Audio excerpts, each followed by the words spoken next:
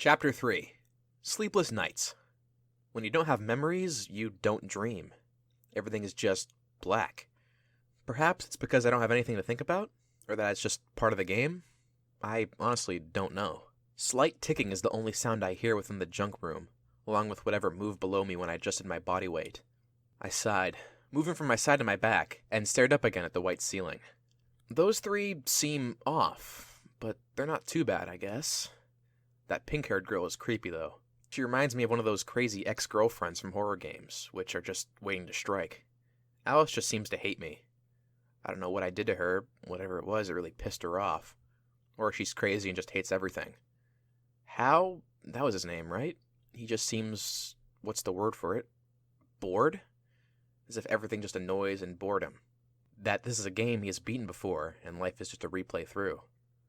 All in all, they just seem mad. A swooshing noise caught my attention as my door opened wide. Alice stood with purple circling her eyes and black spread across her face.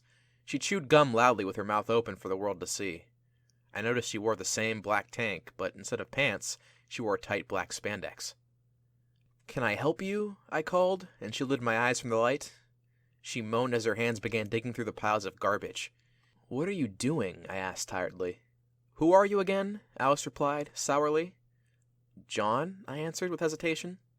Yeah, I really didn't care. Ah, there you are. Alice pulled out a clear plastic cup and a bent pipe from the trash. "What's that for?" I questioned. She walked out of the door, mainly ignoring me. Fire. The door to my room shut, leaving me in the dark. Literally. I have no idea what just happened. I looked at the faint outline of light coming from my door. I can only assume it's coming from the hallway.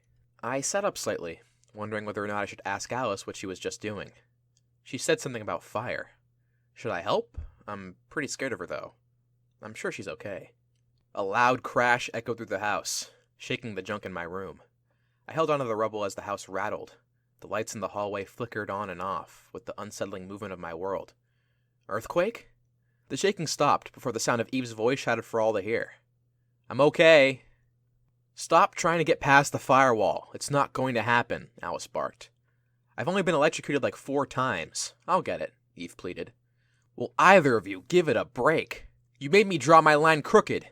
Now I have to start all over," Hal growled. "Just cover it with some white paint, perfectionist," Alice sighed. "You don't understand it. Unless I paint over everything, I can see the uneven levels," he argued. The house rattled again in the same manner it had before. 5, Eve moaned. "Cool it," Alice commanded. "Alice, can I have my fan back? I think I'm going to need it," Eve groaned, naturally in pain. "I need it. You can just suffer." "What could you possibly be doing with it that would be more important than cleaning out the smell of her burning flesh from my house?" Hal questioned. "Right now? Well, it's powering the water filter, I think," Alice replied hesitantly. "She's right, Eve. Suffer," he almost laughed. "It's fine. I'm sure the smoke will fade." The lights shook again as the surge of power passed through the home. All 4 rooms were quiet, only waiting for those 2 simple words. "I'm okay," Eve moaned. A crash of falling glass, metal, and junk, in general, sounded before, once again quieting the home again. Load. Eve coughed several times before a long groan escaped her lips. "No, I'm not." I spoke up. "Should we help her?" "Nah, this happens every night," Alice laughed. "You 3 are actually insane, aren't you?" I snickered, falling into their madness. Then again, no sane person would survive here. They seem to have this world figured out. I guess I should be happy they found me? After all, only one team can win, and I don't think I can be a team of 1. Ringtones ran through my ears. I stood in the rubble opening my door as the 3 tones reached me. All of them seemed to do the same, with each clenching their cell phones for dear life. Alice was the first to move from the doorway. She appeared frightened, but, as well, she knew, or looked like she did, of what was to come. Her copper legs moved calmly with a tenseness down the stairs. Eve soon followed with a fear in her eyes. Hal sighed as he too made his way to the staircase. He turned to me with a wasted motion. I noticed he was no longer wearing a shirt, but still wore his jeans, stained with white paint. "You're going to want to see this blank," he groaned, and followed the girls down the stairs, cell phone clenched tight. I gulped, following the 3 out to the front yard of the home. All 3 waited, staring into the pitch-black sky. All 3 cell phones still ringing. Suddenly, they stopped, and silence once again fell across the world. We all stood with an uneasiness. What is going on? They're just standing there. What? I was cut off. Shh! The message board is starting, Eve shushed. I stared up into the black just as they did. Navy tiles soon turned neon and white. Letters formed in red in the sky as if by projection against the night. Player rankings. The letters were bold, a font from a computer print. It was clear that the message was indeed digital. I guess we really are in a game. The previous letters disappeared, making way for the new. The rules of the game are simple. Survive. Easy for you to say, Alice growled into the night sky. Rankings. 1. The brain. 2. The killer. 3. The bandit. Logged out. 4. The hunter. 5. The spy. 6. The hacker. 7. The bomber. 8. The engineer. 9. The fighter. 10. The gymnast. 11. The memory. 12. The princess. 13. The medic. 14. The map. 15. The photographer. 16. The blank. I read the names, just as the others did. I don't understand. Who are these people? I noticed Eve flinch as she read. Soon after, a sense of relief fell upon her face. Alice smirked, crossing her arms. She placed a hand on Hal's shoulders, rubbing it softly in a comforting manner. The bandit? Logged out?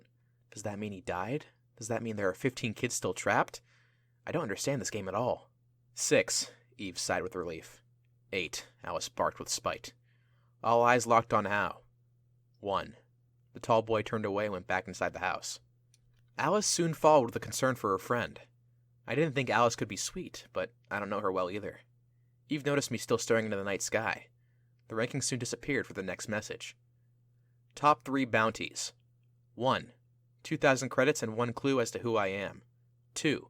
1,500 credits and 2 weeks' food. 3. 1,000 credits. Those are awards for the top 3? But doesn't that mean how... Don't even think about it, Eve commented sweetly. What? If you betray any of us, I will personally delete you. Do you understand? Eve's tone turned deadly. I wouldn't, I raised my hands, showing that I meant no harm. Look, John, I don't mean to scare you or anything, but we are family. Our time together is the only memories we have. It's the only thing we dream about. Please don't take that away, Eve pleaded.